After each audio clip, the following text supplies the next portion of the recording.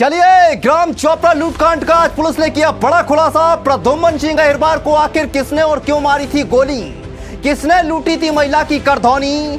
दरअसल पूरा मामला 29 जून की रात का था, जब प्रद्युम्न सिंह अपनी पत्नी को लेकर उदगवा से घर लौट रहा था। रास्ते में ग्राम चोपड़ा के पास दिनारा रोड पर दो अज्ञात व्यक्तियों ने स्प्लेंडर मोटरसाइकिल से आकर उन्हें रोका था। पत्नी से जेवर लूटने का प्रयास किया था। पति के विरोध करने पर आरोपियों ने कट्टे से गोली चला दी थी। गोली चलाने और लूट करने वाले कोई और नहीं, पत्नी का प्रेमी ही निकला। जानिए इस खास रिपोर्ट में। मध्य प्रदेश के दतिया में पुलिस की कस्टडी से निकल रहे काले कपड़े से अपने चेहरे को ढक कर कोई और नहीं, अपनी प्रेमिका के लिए हद से गुजरने वाले वो प्रेमी हैं, जिन्हें अपराध करने से पहले ना तो पुलिस का डर है ना ही सजा का। 5 साल पहले सागरपाल को खुशबू से ऐसा प्यार हुआ कि खुशबू की दूसरे से शादी होने पर भी नहीं भुला पाया और उसके पति को लूट का बहाना लेकर मारने की कोशिश की। पुलिस ने अपनी पूछताछ में ये बड़े खुलासे किए। जरा सुनिए दतिया एसडीओपी प्रियंका मिश्रा प्रेस वार्ता में क्या कुछ बोली, जरा सुनिए।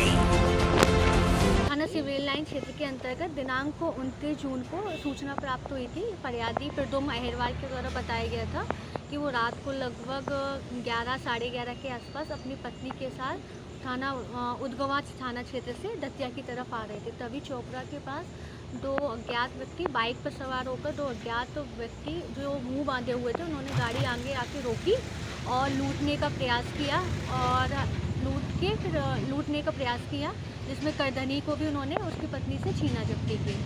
जब मामले पे एफआईआर दर्ज हुई और चूँकि प्रकरण गंभीर था और ब्लाइंड था, इसमें जो आरोपी थे उनका मुंह बंधा हुआ था और पति के द्वारा जैसे बताया गया कि अज्ञात भी था पूरा, तो थाना प्रभारी सिविल लाइन की जो टीम थी उसके निर्देशन इन लोगों ने काम स्टार्ट किया अपना विवेचना के तहत। तो संज्ञान में आया दो जो लड़के थे उनकी पहचान सागरपाल और संजू पाल के रूप में हुई है, जो उदगवा के ही रहने वाले हैं। और पूरा प्रकरण इस प्रकार था कि जो पत्नी है उसकी प्रद्युम्न अहिरबार जो फरियादी है, उससे उसका प्रेम संबंध पिछले 5 सालों से सागरपाल का चल रहा था। जैसा कि आरोपी को जब गिरफ्तार कर विवेचक द्वारा पूछताछ की थी, उसमें उन्होंने एक्सेप्ट किया, आरोपी ने एक्सेप्ट किया कि उसका पिछले 5 सालों से अफेयर था। फिर हाल ही में उसकी शादी थी, जो लड़की थी उसकी शादी प्रद्युम्न से हुई। इस बात को वो स्वीकार नहीं कर पा रहा था, एक तरह से मानसिक रूप से आहत था।